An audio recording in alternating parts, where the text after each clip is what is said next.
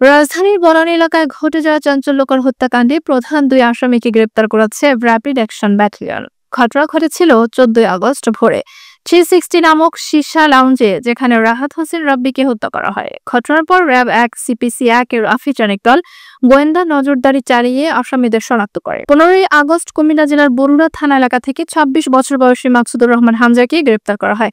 হামজার দেওয়া তথ্য অনুযায়ী বনানীর আশপাশ এলাকা থেকে 27 বছর বয়সী মুন্নাকেও আটক করা হয়।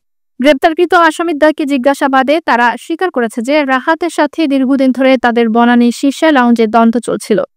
ঘটনার দিন রাতভর মুন্না এবং হামজা রাহাতের পথরোধ করে তাকে উপর্যুপরি ছুরিকাঘাত করে হত্যা করে। র্যাব 1 পুনরায় অভিযান চালিয়ে হত্যাকাণ্ডে ব্যবহৃত একটি সুইস গিয়ার ছুরি উদ্ধার করে। গ্রেপ্তারকৃত দুই আসামিকে পরবর্তী আইনগত ব্যবস্থার জন্য ডিএফপি বনানী থানার কাছে হস্তান্তর করা হয়েছে। এই ঘটনায় রাহাতের বাবা রবিউল আউয়াল বনানী থানায় হত্যা মামলা দায়ের করেছেন।